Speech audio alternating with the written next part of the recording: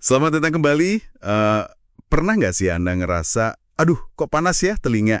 Atau jadi pengen bela diri gitu pas dapat feedback atau kritikan?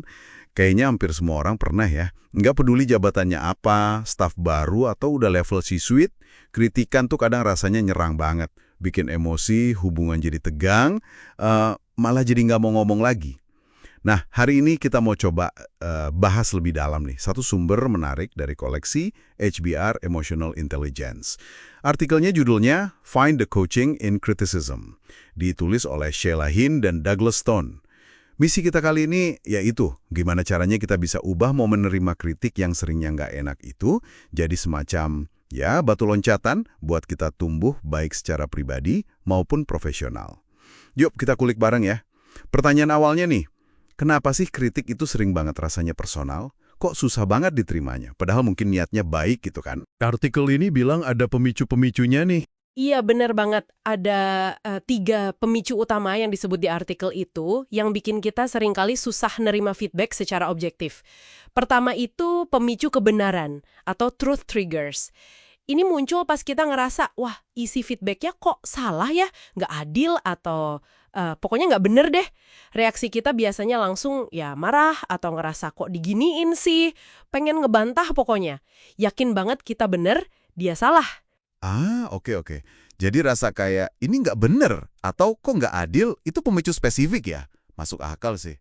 Terus yang kedua apa tuh? Yang kedua itu pemicu hubungan, relationship triggers. Nah, kalau yang ini reaksi kita itu lebih kena pengaruh dari siapa yang ngasih feedback, bukan cuma soal apa isinya. Jadi pandangan kita soal kredibilitas dia, atau mungkin pengalaman kita dulu sama dia, atau cara ngomongnya, itu bisa bikin kita langsung kayak nutup gitu. Akibatnya ya kita bisa aja nolak masukan yang sebenarnya mungkin ada benernya, cuma gara-gara kita ada masalah sama orangnya. Nah, ini nih yang sering bikin ribut di kantor ya. Hubungan personal itu suka bikin bias gitu ya sama pesannya. Oke, terus pemicu ketiga? Yang ketiga, dan ini seringnya yang paling nusuk ya, itu pemicu identitas, identity triggers. Ini nyangkutnya ke hubungan kita sama diri sendiri, sama citra diri kita. Jadi kritik, mau itu benar atau salah, bisa kerasa ngeganggu banget kalau itu goyangin keyakinan kita soal siapa kita, sejago apa kita, atau seberapa berharga sih kita. Rasanya itu kayak serangan ke inti diri kita gitu loh. Wah, yang pemicu identitas ini kayaknya paling dalam ya efeknya. Bisa bikin goyah beneran. Oke, nah dengan adanya 3 ranjau emosi ini, kebenaran, hubungan, identitas. Gimana dong caranya kita bisa lewatin ini tanpa kejebak defensif? Biar kita malah bisa nemuin sisi pelatihan atau pembelajaran ya kayak judul artikelnya itu. Ada beberapa strategi kunci nih yang dianjurkan. Pertama, yang paling dasar ya, pahami dulu reaksi Anda. Coba dikenali, dari 3 pemicu tadi, yang mana sih yang paling sering bikin Anda kesetrum pas dapat feedback? Dengan ngenalin polanya itu, pas lagi kejadian, kita jadi ada jeda gitu, sepersekian detik buat milih respons. Nggak cuma reaktif aja. Kesadaran ini langkah awal banget buat ngelola emosi. Terus yang kedua, coba latih buat misahin apa dari siapa. Ini langsung buat ngatasin pemicu hubungan tadi. Coba deh nilai isi pesannya aja, seolah-olah itu datang dari orang netral gitu.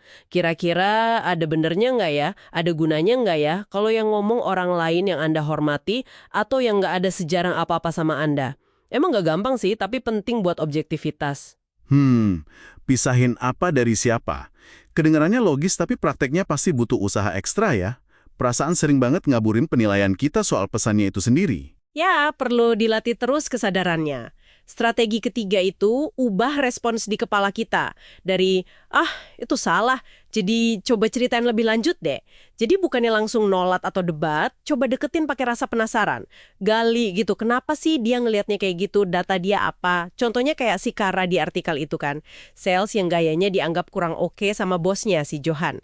Pas Kara nanya lebih lanjut, baru ketahuan kalau mereka punya definisi beda soal jualan efektif itu apa. Jadi fokusnya ke pemahaman, bukan menang kalah. Yang keempat, cari polanya. Kritik yang ini nih pernah dengar nggak sebelumnya? Mungkin dari orang lain atau di situasi beda.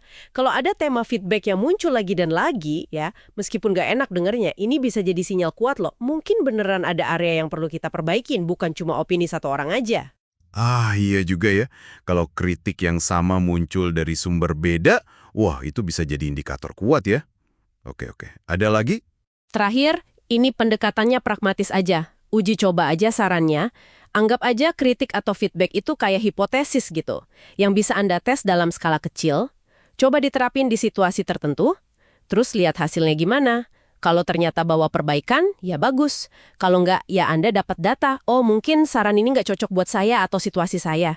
Bisa coba cara lain, atau ya udah stop aja eksperimennya. Kayak contoh manajer di artikel itu kan, nyoba saran soal persiapan ngasih feedback, ternyata beneran jadi lebih gampang prosesnya. Jadi ini benar-benar ngubah cara pandang ya.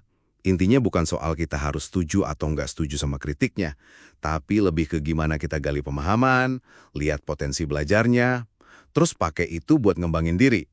Nah, itu dia, menemukan pelatihan dalam kritikan. Undang ya tiba-tiba aja gitu. Tapi gimana kalau Anda dengan bekal pemahaman soal pemicu dan strategi tadi, coba secara sengaja, proaktif gitu, minta satu aja kritik konstruktif minggu ini. Dari orang yang Anda percaya tentunya.